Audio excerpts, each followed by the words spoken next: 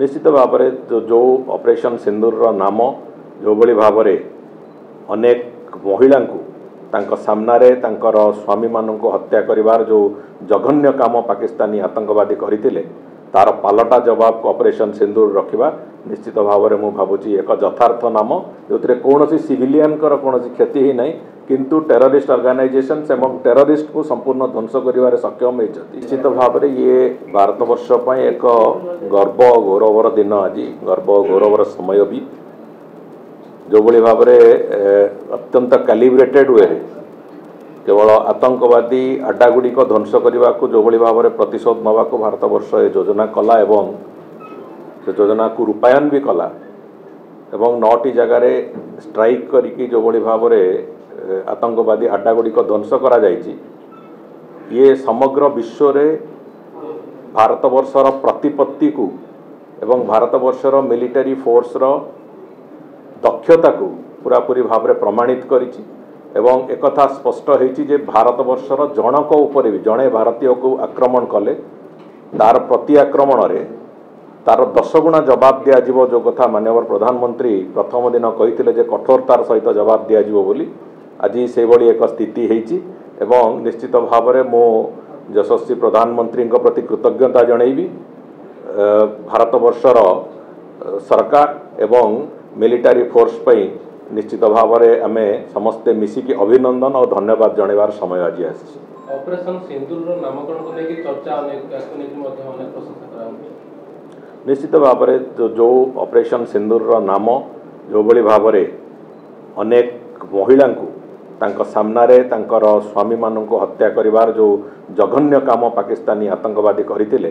तार पालटा जवाब ऑपरेशन सिंदूर रखिबा निश्चित भाव में मु भाबुची एक यथार्थ नाम एवं तार जो भली भाव एवं जो दक्षतार सहित एक कथा को परिपालन कराई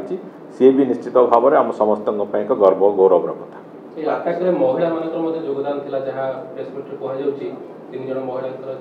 सक्रिय योगदान थिला ये गोटे नारी शक्ति प्रतिपादित निश्चित भाव में ये सामग्रिक भाव में नारी शक्तिर कथा तो अच्छी किंतु ओवरऑल एभली कैलिब्रेटेड मिलिटरी ऑपरेशन समग्र विश्व रे कोटी के देखा जाए नथला प्रथम सरकारी भारत वर्ष कला जो कौन सिविलियन कौन क्षति ही नहीं किंतु टेररिस्ट ऑर्गेनाइजेशन एवं टेररिस्ट को संपूर्ण ध्वंस करिवारे सक्षम होती ये भली calibrated military operation normal course रे कौन देश भी आज पर्यंत करिपार नथले आज भी अनेक देश भितर युद्ध चली किंतु से अनेक सिविलियन हताहत होउछंती जोटा कि एई लड़ई रे एथिरे संपूर्ण रूप से कथाटी को सरकार केंद्र सरकार एवं भारतर मिलिटरी ऑपरेशन पूरापूरी भाव में से निजको व्याहत रखिकी जो टार्गेटेड पॉइंट्स से गुड़िक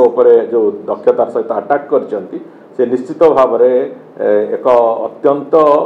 गर्वर कथा एवं आम मिलिटरी दक्षतार एक संपूर्ण एक परिचय से सृष्टि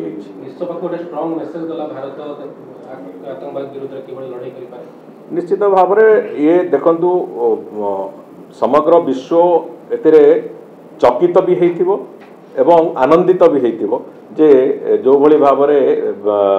आतंकवादी मानक ऊपर पालटा आक्रमण भारत वर्ष कला